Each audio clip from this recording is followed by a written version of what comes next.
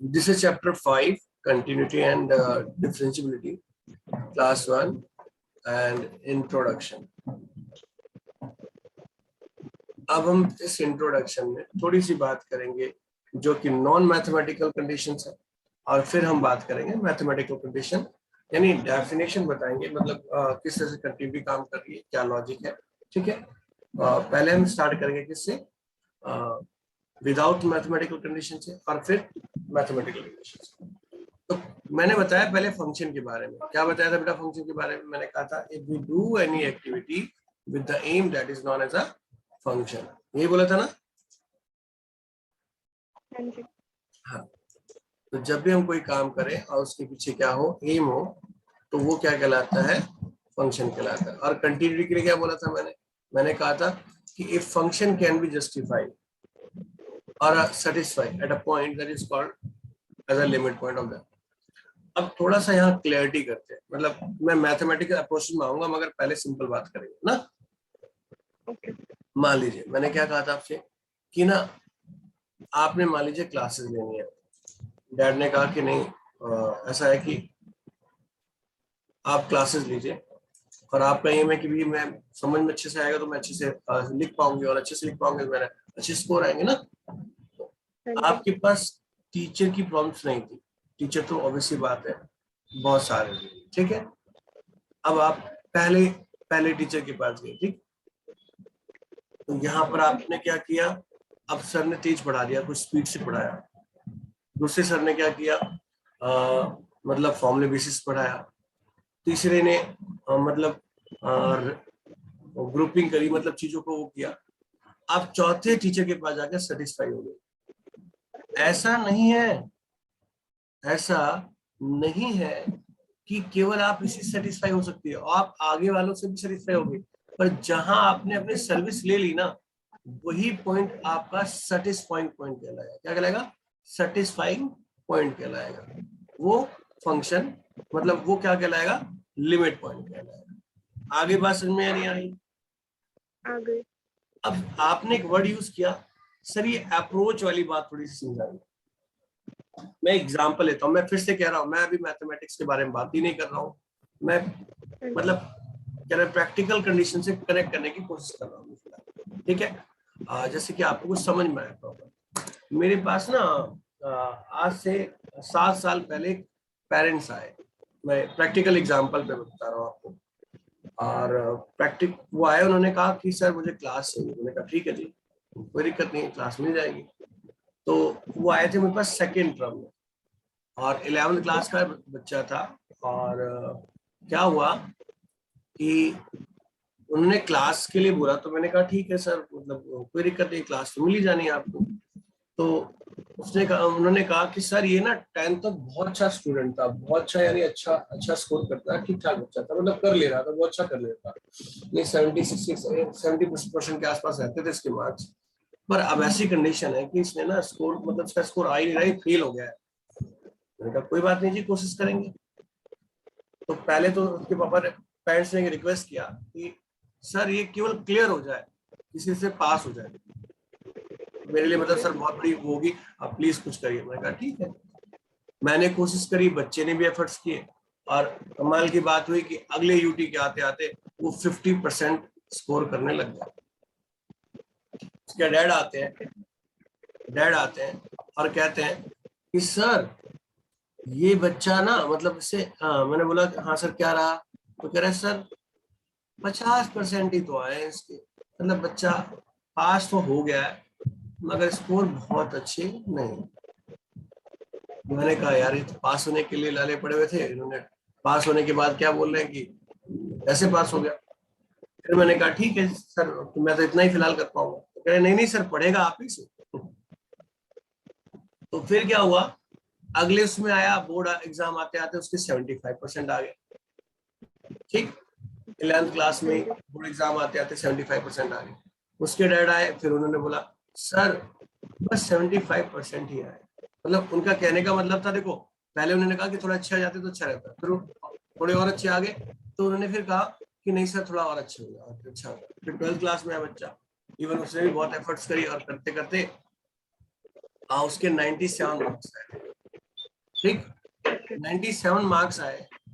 उसके डैड आते हैं, मिलते हैं मुझसे और कहते हैं कि सर बस सर 97 ही आए हैं उसके, हाँ कोशिश अच्छी की मगर 97 हो रहा है। तो कहने का सेंस ये हुआ कि हम ना लिमिट की कंडीशन, ध्यान से सुनिएगा, मैंने ये सब बात बताई क्यों, उसके पीछे लॉजिक है। लिमिट ऐसा नहीं है कि वो किसी पॉइंट पर जाकर सेटिस्फाई हो जाता है। अगर उस पॉइंट पर सेटिस्फाई हो गया तो इसका मतलब ये नहीं है कि उससे बेटर ऑप्शन वो नहीं चाहेगा। कई बार समझ में, लिमिट हमेशा बेटर ऑप्शन चाहता है, पर कहने का मतलब है कि जिस पॉइंट पे सेटिस्फाई होगा वो उसका सेटिस्फाइड पॉइंट। अगर वो बेटर रिजल्ट नहीं चाहेगा तो उसको हम आगे के लिए अप्रोच करेंगे नहीं। मतलब कहने का मतलब अप्रोचेस का जो कॉन्सेप्ट होता है ना, वो होता ही इसलिए है अपने से। देखो ऑब्वियस ही बात है, अगर आपके 70% मार्क्स आते हैं तो आपकी तो इच्छा होगी ना कि मेरी 75% आ ही रहे, तो कम से कम 80%। जब आपको आपके 80% अच्छे हो जाते हैं तो आप ये चाहोगे ना कि यार 80 तो आ ही रहे, 85 हो तो अच्छा रहेगा। फिर 85 होंगे तो क्या होगा, 90%। 90%, तो जो आपके ऑब्जेक्टिव्स हैं वो क्या होंगे, बदलते रहेंगे। क्या बदलते रहेंगे, ऑब्जेक्टिव बदलते रहेंगे। अब अगर ऑब्जेक्टिव बदलेंगे तो ऑब्वियस सी बात है आपकी कंडीशन क्या होगी, चेंज होती रहेगी। वो इसी को कहते हैं अप्रोचिंग कंडीशन। क्या कहते हैं, अप्रोच करना बेस्ट टू बेस्ट, यानी लिमिट हमेशा बेस्ट टू बेस्ट अप्रोच करता है। आगे बात समझ में आता तक?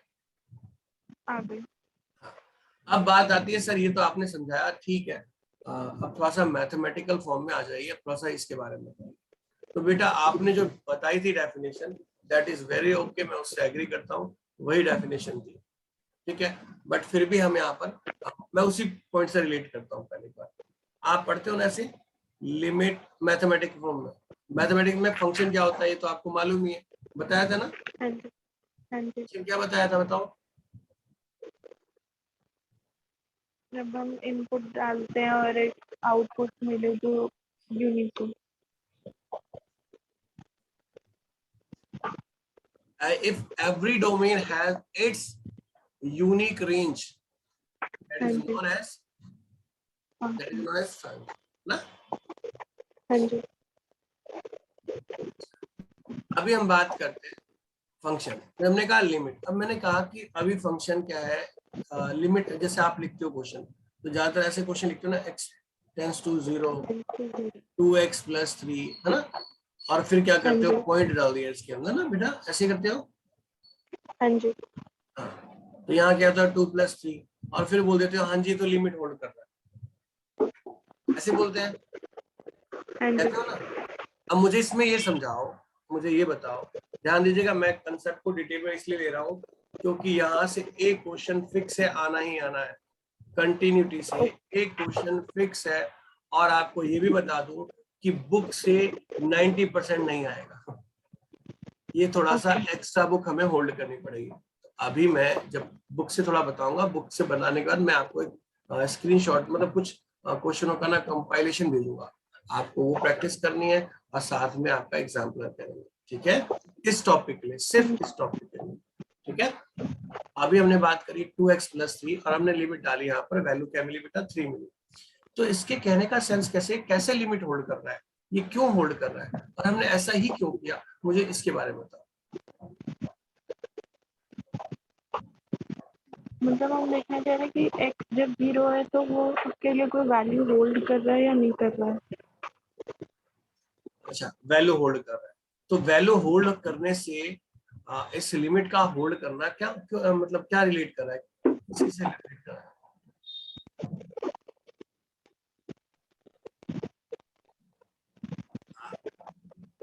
मालूम है, बताऊं मैं?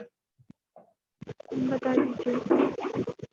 अच्छा, अभी हमने कुछ देर पहले पढ़ा था, क्या पढ़ा था, कि हमारे पास ऑप्शंस तो हैं पर हम किस ऑप्शंस पे जाकर सेटिस्फाई होंगे, यही है ना। हाँ जैसे जी, हमने, आपने कहा ड्रेस लेने गई तो पहले पे अच्छा नहीं मिला, दूसरे पे प्राइस ज्यादा था, तीसरे पे जाकर आप सेटिस्फाई हुए। तो ये पॉइंट इस फंक्शन का क्या हो गया, लिमिट पॉइंट हो गया, हाँ या हाँ ना? जी, गुड। तो अब मैथमेटिक्स में क्या होता है कि फंक्शन का नेचर तो आपको पता ही है, कुछ भी हो सकता है इस टाइप में ना। तो इफ हाँ जी, any function can give its value in realistic, क्या दे रही है, रियल वैल्यू दे रही है। क्या दे रही, अगर कोई पॉइंट किसी फंक्शन में जाकर उसकी वैल्यू को रियल दे दे, मुझे इस वैल्यू से नहीं मतलब है, मैं फिर से कह रहा हूँ, ये 3 आया है, इससे मुझे कोई मतलब नहीं है, मगर इसका रियल होना, इसका क्या होना, रियल होना, इसकी एग्जिस्टेंस को क्या करता है, डिफाइन करता है। फिर से क्लियर कर रहा हूं, ध्यान से देखना बेटा, ये जो फंक्शन दिया हुआ है, इस फंक्शन में मैंने इस वैल्यू को जब अप्रोच किया, तो अप्रोच करने के बाद जो मुझे रिजल्ट मिला ना, अगर वो रिजल्ट रियल है, क्या है, रियल है, रियलिस्टिक है, तो मैं इस अप्रोच वाली कंडीशन या अप्रोचिंग पॉइंट को लिमिट पॉइंट कहूंगा। अभी समझ में आया क्या नहीं आया, आगे, आ गया। यानी इफ हाँ जी, any function give its value in a realistic, then that point is known as a limit point for that function। अभी और क्लियर करते हैं। तो सर ऐसा भी तो हो सकता था कि 0 की जगह 5 डले, हाँ जी, अगर हम यहाँ इसी फंक्शन के अंदर इसको ऐसे लिखते, 5 लिखते, तो भी तो जस्टिफाई हो सकता था। तब क्या ये लिमिट पॉइंट नहीं कहलाएगा, कहलाएगा नहीं कहलाएगा, कहलाएगा। कहलाएगा। अभी एग्जाम्पल दिया था बेटा मैंने आपको, जैसे वो डैडी आए थे उसके अपने बेटे को लेकर, तो उनका पहला ऑब्जेक्टिव क्या था, बच्चा पास हो जाए, है ना, हाँ जी, सेटिस्फाई हो गया। पर केवल पास होके रह जाए तो कोई सेंस नहीं बनती, है ना बेटा। हाँ जी, तो कहने का मतलब है, उन्होंने अपनी अप्रोचिंग कंडीशन क्या करी, हमेशा बदली ना। चेंज कर, और ऐसा नहीं था, ऐसा नहीं था कि उससे बेस्ट ऑप्शंस नहीं होंगे। अब कहने का मतलब देखो, फिर एग्जांपल आते हैं। अभी आपने आपने ड्रेस ली, ड्रेस जाके किस वाली शॉप पे ली, तीसरी वाली शॉप पे जाके ड्रेस ले ली, तुम पर ऐसा तो नहीं है ना कि और जो ऑप्शंस हैं उन पे इससे अच्छा रिजल्ट नहीं मिल सकता हो, मिल सकता है। मिल सकता है ना।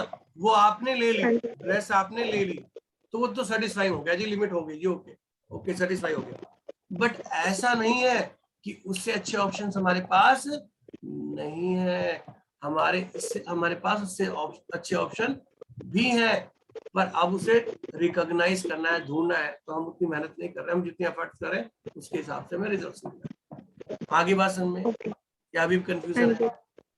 आगे, मैं अभी भी प्रॉपर मैथमेटिक्स में नहीं जा रहा हूँ, अभी आपके सिलेबस पे आया ही नहीं, मैं अभी भी कुछ चीज समझाना चाह रहा हूँ, मैं उस चीज के बारे में। सर आपने बता दिया, ध्यान रखो मैथमेटिक्स में क्या बोला मैंने, छोटी सी बात कि हाँ, यहाँ पर अगर किसी फंक्शन में अगर लिमिट डालने पर रिजल्ट क्या मिलता है, रियलिस्टिक मिलता है, तो मैं उस पॉइंट को उस फंक्शन का लिमिट पॉइंट कहूंगा। ये बात क्लियर हो गई, ओके, ओके। अब नेक्स्ट आता है कि सर ऐसी भी तो सिचुएशन होती होगी जहां पर लिमिट उस फंक्शन को डिफाइन ना करे। ऐसे तो मुझे सब नजर आ रहा है, कोई भी वैल्यू डाल दूंगी आंसर आ जाएगा, है ना। हाँ जी, तो ऐसे कौन से फंक्शन है या ऐसी कौन सी कंडीशंस है जो उसे डिफाइन नहीं करेंगे। तो मैंने एग्जाम्पल के तौर पे यहाँ 5 लिख लिया, ठीक है, हाँ जी, और यहाँ 5 लिखा, ओके, ठीक है। तो ये कंडीशन क्या हो जाएगी, नॉट डिफाइंड, नॉट डिफाइन होगी। क्यों, क्योंकि आपने जब वैल्यू डाली यहाँ तो ऊपर 10 आ गया, नीचे डिनोमिनेटर, 0 आ गया, और हमें पता है कि डिनोमीटर अगर 0 हो जाए तो क्या होता है, नॉट डिफाइन होता नॉट है ना। डिफाइंड, हाँ वेरी जी, गुड। अच्छा, इसी क्वेश्चन को अगर मैं ऐसे लिखता, x² - 25, अब बताओ क्या होगा। वो भी नॉट डिफाइंड है। अच्छा, नहीं बेटा, अब आपको अगले लेवल की बात करनी है। अब ध्यान से सुनिएगा, एक सेकेंड मैं इसे होल्डिंग पे करता हूँ। आपको पहले बता देता हूँ कि कौन कौन सी कंडीशन यहाँ नॉट डिफाइन बनाएंगे। एक तो 0/0, 1/0 और ∞/∞। लिमिट के ना ये 3 दुश्मन है। लिमिट के क्या है? ये 3 दुश्मन है जो इन्हें एग्जिस्ट नहीं होने देंगे। ये क्या है? एनिमी है। ओके। ये तीनों क्या है? एनिमी है। किसके? लिमिट के। अगर रिजल्ट डालने पर ये चीजें मिलती हैं तो वो उसको एग्जिस्ट नहीं होने देंगे, और जब वो एग्जिस्ट नहीं होगा तो वो लिमिट पॉइंट होगा ही नहीं। इतनी बात समझ में आ गई? हाँ जी, आ गई। मैं थोड़ा अलग पढ़ा रहा हूँ, ध्यान रखना, मैं बुकिश लैंग्वेज में नहीं पढ़ा रहा हूँ आपको, ठीक है? क्योंकि मुझे पता है कि आपने पढ़ा जरूर है पर चीजों को समझा नहीं है। कुछ ऐसे फैक्ट है, कुछ ऐसे पॉइंट है, जब आप रियलिस्टिक फॉर्म में उसको समझेंगे तो आप ना ज्यादा इजीली कन्वे कर पाएंगे और जल्दी ही सीख जाएंगे। मतलब यहाँ टाइम जरूर लगेगा पर ग्रैपिंग तेज होगी। मतलब क्वेश्चन करना आना मतलब कोई अलग चीज है, समझ में आना अलग चीज, ठीक है? हाँ अब जी। देखो, आपने यहाँ पर जो बात कही मैं उससे एकदम इत्तेफाक नहीं रखता हूँ, मतलब आई एम नॉट सेटिस्फाइड। आपने कहा कि सर ये क्या है? नॉट डिफाइन है। मैं कहता हूँ बेटा ये डिफाइन है। बताओ कैसे? इसको चेंज कर देते हैं जिससे नीचे डिनोमिनेटर में 0 ना आए, फिर ये फंक्शन डिफाइन हो जाएगा। एकदम। अब सुनो, अभी आपने 2 मिनट पहले एक कंसेप्ट पढ़ा, क्या? कि हमेशा बेटर के लिए काम करना है। ये लिमिट का यही नेचर है ना। लिमिट का हाँ जी। नेचर यही है कि हमेशा बेटर के लिए काम करना है। अब मान लीजिए कोई बच्चा एग्जाम की प्रिपरेशन कर रहा हो, पढ़ाई ढंग से नहीं कर पा रहा है, उसे समझ में नहीं आ रहा हो, वो एग्जाम में फेल हो जाता है, तो क्या वो पढ़ेगा नहीं? पढ़ना छोड़ देगा? नहीं। नहीं ना। वो आप नहीं। ही कोई क्वेश्चन करती हैं तो कब तक करती रहती है क्वेश्चन? जब तक सॉल्व ना हो जाए। करती है हाँ ना? जी। तो इसको लिमिट से कनेक्ट करके देखो ना। लिमिट का नेचर क्या है? हम हर मुमकिन कोशिश करेंगे कि फंक्शन क्या हो जाए? डिफाइन हो जाए। जैसे मैंने पहला अप्रोच किया, यहाँ पर मैंने वैल्यू डाली, वैल्यू डालते क्या हुआ? ऊपर तो 10 नीचे 0 हो गया, तो ये नॉट पॉसिबल हो गया। तो मैं इस फॉर्म को अप्लाई ही नहीं करूंगा। फिर मैं कोशिश करूंगा कि ऐसी कोई कंडीशन है जो इसको जस्टिफाई कर दे। तो मैंने देखा यस, यहाँ एक फॉर्मूला लग रहा है x-1 x+1 का, है ना? हाँ सॉरी, जी। यहाँ पर x+5 और x। अब मैं इसमें वैल्यू डालता हूँ। अब देखो वैल्यू डाल रहा हूँ तो कितना मिल रहा है मुझे? अच्छा, मैंने ये तो नॉट डिफाइन हो रहा है, मुझे ऊपर माइनस लिखना चाहिए था। ठीक, ये कुछ ऐसा है, अभी करेक्ट कर लेना। अब बताओ मुझे, अब क्या होगा? 1/x+5। हाँ, अभी 10 हो गया। तो मेरे कहने का मतलब है कि लिमिट की जो कंडीशन होती है बेटा, वो हमेशा क्या करती है? हमेशा वो डिफाइंड करने की कोशिश करेगी। अगर उसमें कोई भी फिजिबिलिटी होती है, यानी वहां पर डिफाइन होने की कोई भी सिचुएशन होती है, तो वी अप्रूव दैट। हम उस कंडीशन को नहीं लिखेंगे जो नॉट डिफाइन करता। आगे बात समझ में? यानी लिमिट की हमेशा कंडीशन क्या होगी? Satisfying the function, satisfying the function at function. Most. आगे बात समझ में? ठीक है। आगे। अब फॉर एग्जाम्पल एक क्वेश्चन ऐसा और ले लेते हैं। मैंने लिया x² -9 and x² 5x, sorry,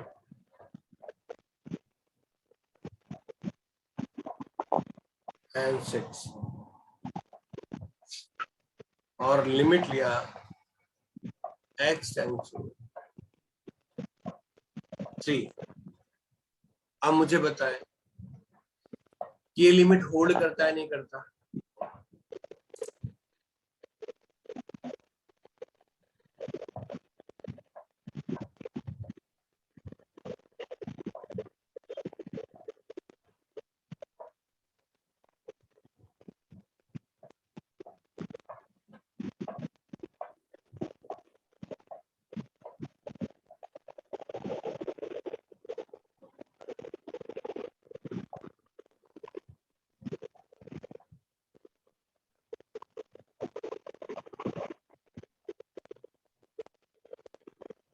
क्या हो बेटा? वैसे तो इसमें 0/0 फॉर्म आ रही है, ठीक है, बट इसमें फिर वही उसे दूसरी फॉर्म में कन्वर्ट करना पड़ेगा। करो।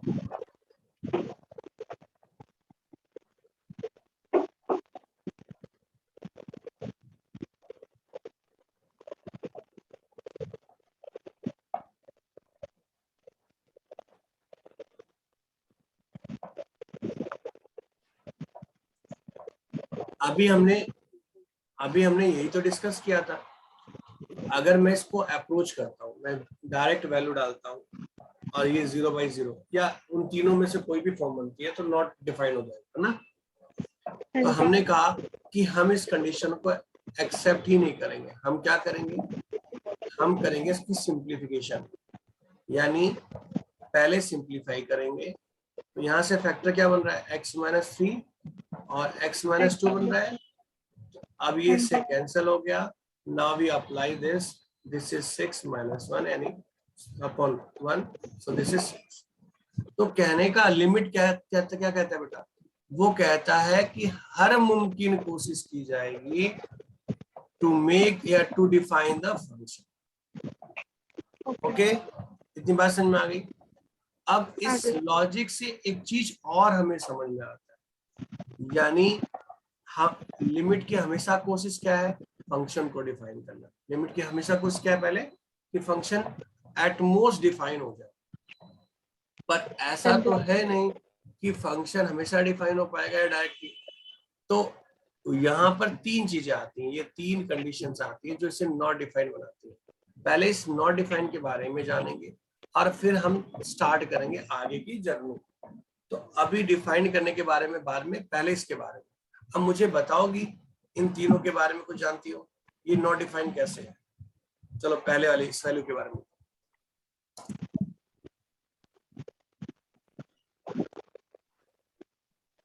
जब डिनोमिनेटर में 0 होता है तो हम डिफाइन कर ही नहीं सकते कि क्या है। ऑब्वियस सी बात है। मैं एग्जांपल, प्रैक्टिकल एग्जांपल दूं। हाँ जी, प्रैक्टिकल एग्जांपल ये है, आप ना अपने फ्रेंड के साथ गए, उससे शॉपिंग करनी थी। फ्रेंड को क्या करनी थी? शॉपिंग करनी थी। और आपके पास पैसे नहीं है और आपको ना एक ड्रेस पसंद आ गई। Is it okay, possible to purchase that? नहीं, नहीं कर सकते ना। तो सीधी सी बात है, जब मेरे पास कुछ है ही नहीं तो how can I just purchase anything? या फिर वही है कि मार्क्स की कोई कंडीशन नहीं बनी, तो वहां से पॉसिबल ही नहीं है हमारे पास। सेकंड, अगर मेरे पास कुछ है ही नहीं और मैं कोई काम ही नहीं कर रहा हूँ, जैसे भी कहने का मतलब ये है कि बिना वजह कहीं घूमना, क्या हो गया? न कोई काम था और न ही हमने कुछ किया, तो वो एक्टिविटी ही नहीं हुई। समझ में आई हाँ बात या जी, नहीं आई? मेरे पास कुछ आ था भी गई। नहीं और मैंने कुछ खरीदा भी नहीं, तो कोई एक्टिविटी नहीं है। जब कोई एक्टिविटी नहीं हुई तो ऑब्वियस सी बात है वो कहाँ से होल्ड करेगा? डिफाइन हो सकता है क्या? नहीं हो सकता। नहीं, तीसरी कंडीशन, ध्यान रखना। मैं फिर एक बात कहूंगा, मैंने क्या समझाया आपको? मैंने ये समझाया कि अगर किसी फंक्शन में लिमिट डालने पर रिजल्ट क्या आता हो, रिजल्ट क्या आता हो, रियल आता हो। मैं बार बार एक ही वर्ड बोला था, रियल। ये बोला था ना। मुझे 3 से मतलब नहीं हाँ है, जी, मुझे किस वैल्यू से मतलब है? इसके रियल होने से, रियलिस्टिक आने से मतलब है। ऐसी कंडीशन आने से, ऐसी वैल्यू आने से जिसे मैं समझ सकूं, यूज कर सकूं, मतलब डिफाइन किया जा सके, वो कंडीशन रियलिस्टिक होने से, सिर्फ रियलिस्टिक। कितनी बात समझ में आ गई? फॉर एग्जाम्पल, आ गई। मान लेते हैं हम कि एक धीरू भाई अंबानी थे, मतलब उनका बेटा, मतलब क्या है, अंबानी फैमिली है ना। हाँ अ, जी, तो उन्हें उन्हें ये नहीं मालूम कि उनके पास कितना पैसा है। नहीं मालूम ना। हाँ जी, ऑब्वियस सी बात है, उन्हें इतना बड़ा बिजनेस एम्पायर खड़ा, जियो फोन फलाना लीलो, कितने सारे उन्होंने खड़े कर रखे हैं ना। तो हाँ उन्हें जी, एग्जैक्टली नहीं पता कि उनके पास कितना पैसा है। हाँ, जो हम ट्रांजेक्शन, क्योंकि हर रोज तो वेल्थ बढ़ती घटती है ना, जो हाँ जी, क्या कहते हैं हम उसको, शेयर मार्केट। तो भाई ऑब्वियस सी हाँ बात है, जी, शेयर मार्केट में वैल्यू क्या कम बढ़ती करती है। तो वो तो हाँ एग्जैक्टली हम नहीं जी, बता सकते कि कितना उनका पैसा है। और हम ये भी नहीं बता सकते कि वो रोज कितना खर्च करते हैं। रोज वो कितना खर्च करते हैं, ये भी एग्जैक्टली फिगर नहीं बता सकते। तो ना मुझे उनका टोटल पता है और ना मुझे उनका यूजेस पता है। तो जब हमें रियलिस्टिक ना हो, हमें पता है तो सही पर रियल कंडीशन में नहीं मालूम, रियल वैल्यू नहीं पता, जिसे मैं डिफाइन ही नहीं कर सकता, तो मैं ऐसी कंडीशन को क्या बोलूंगा, नॉट डिफाइंड सिचुएशन कहूंगा। तो ये जो 3 सिचुएशंस बताई गई, इन तीनों सिचुएशन का मेन मोटिव क्या था, ये क्लियर हो गया? क्लियर है? अब बात आती है कि लिमिट का नेचर, यानी लिमिट का नेचर कैसे काम कर रहा है और हमें करना क्या, सीखना क्या है। तो बेटा मैं आपको फिर से बताऊं, अभी मैं लिमिट कंटिन्यूटी पढ़ाई नहीं मैंने, अभी लिमिट करवा रहा हूँ प्रीवियस को थोड़ा सा प्रॉपर फॉर्म। आपने ना कई सारे फॉर्मूले पढ़े थे, जैसे अगर याद हो तो कुछ ऐसा भी फॉर्मूला था, हाँ जी। अब मुझे बताओ इसका आंसर, आपको शायद याद होगा, ये तो याद होगा। हाँ जी। मुझे क्या बता सकती हो आया कहाँ से?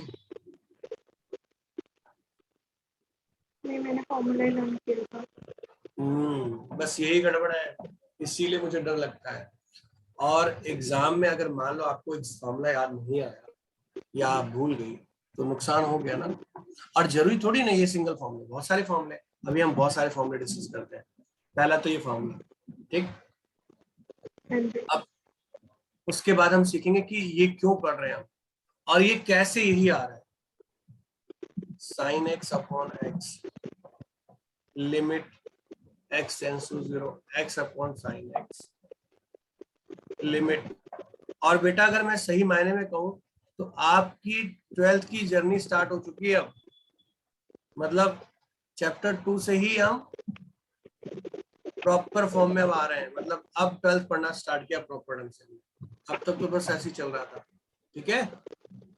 तो limit x tends to 0 sin x upon x, limit x tends to 0 x upon sin x, limit x tends to 0 tan x upon x, और limit x tends to 0 x upon tan x equal to 1। इतनी बात clear है?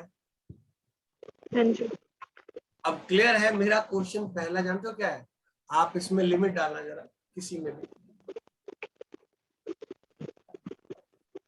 Not defined है। फिर 1 क्यों लिखा इसने?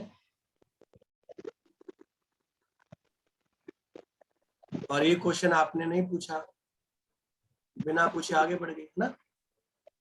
ये sin x अपॉन x वाला 11 में 1 लर्न किया था। 1 किया था? लर्न किया था। अच्छा लर्न ही किया था। हाँ जी। तो ये पता होना चाहिए ना कि ऐसी कंडीशन क्यों होगी। और हाँ जी। चलो अभी बताएंगे टेंशन मत लो। अभी तो मुझे डाउट ये भी है कि आपको डिफरेंशिएशन आता तो है पर समझ में आता है या नहीं आता, इसमें भी डाउट आ रहा है मुझे, बट देखते हैं। मैं एक क्लास, एक दो क्लास जो भी है फाउंडेशन क्लास दे दूंगा आपको, जिससे कि आपको कंसेप्ट, मतलब आपका जो कंसेप्ट है वो क्लियर हो जाए। आई नो कि आपको क्वेश्चन सॉल्व करना तो आता है, आप कर लेती हो, you are capable to be understand, और ग्रैपिंग अच्छी है आपकी, बहुत अच्छी ग्रैपिंग है, that is okay. But fundamental थोड़ा थोड़ा गड़बड़ है, तो उस पर थोड़ा थोड़ा काम करेंगे, ठीक है। ओके। तो नेक्स्ट हम बात करते हैं ए की एक्स